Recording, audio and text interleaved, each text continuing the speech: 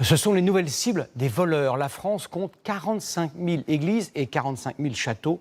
Comment protéger autant de lieux, souvent d'une grande valeur historique? C'est l'enquête de ce 20h. Elle est signée Antoine Bourdarias, Justine Nicolas et Hélène Massiot.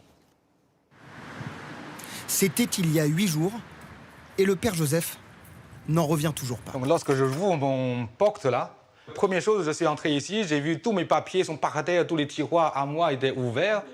Tout de suite, il comprend que le presbytère a été cambriolé en pleine messe. Il vérifie alors ce placard où il garde l'argent de la quête. Je suis entré, comme c'est ouvert, je ne vois plus rien. Et puis j'ai eu le cardon qu'on cache, les quêtes, elles sont par terre. Tout de suite, j'ai compris, c'est l'argent qui sont partis. Tous les dons de la paroisse de Livry-Gargan et des effets personnels du prêtre, pour une valeur de 2 700 €. Les paroissiens ont toujours du mal à y croire. Et quand je vois ça, ça me détruit, ça me fait mal.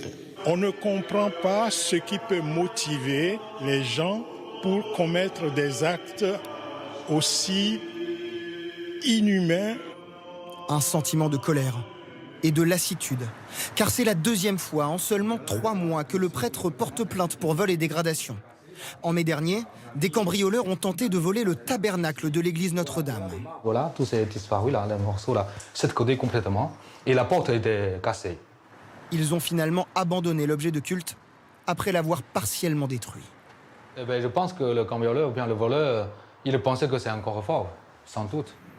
Le père Joseph a alors investi pour sécuriser l'édifice. Une caméra de surveillance sur les deniers de la paroisse et ce système d'alarme offert par un fidèle. L'église reste bien sûr ouverte aux visiteurs. Mais si une personne monte sur l'autel... Donc je suis averti par le téléphone. Oui. C'est vraiment comme vous êtes comme un agent de sécurité? Je suis un peu obligé, hein, j'ai pas de choix. Chaque année, des dizaines d'édifices de notre patrimoine sont victimes de cambriolage.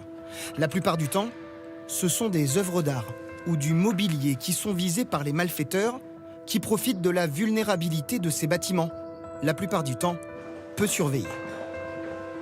Le château de Vaux en Champagne a été entièrement restauré par Édouard Guyot.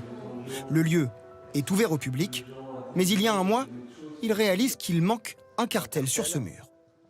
Le cartel, c'était une sorte d'horloge au XVIIIe siècle avec un cul-de-lampe qui était la console.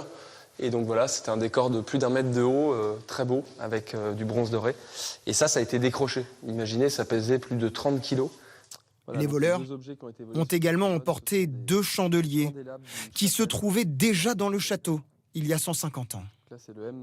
Ça, c'est des choses, c'est inestimable, parce qu'en fait, c'est des souvenirs du château qui ont en plus été rapportés par des gens de la région. Donc je sais pas, mais chez un antiquaire, un objet semblable pourrait coûter entre 500 et 1000 €. En France, l'Office central de lutte contre le trafic de biens culturels est chargé d'enquêter sur la disparition des œuvres et du mobilier d'art. En 2022, 97 vols d'objets classés ont été signalés au ministère de la Culture.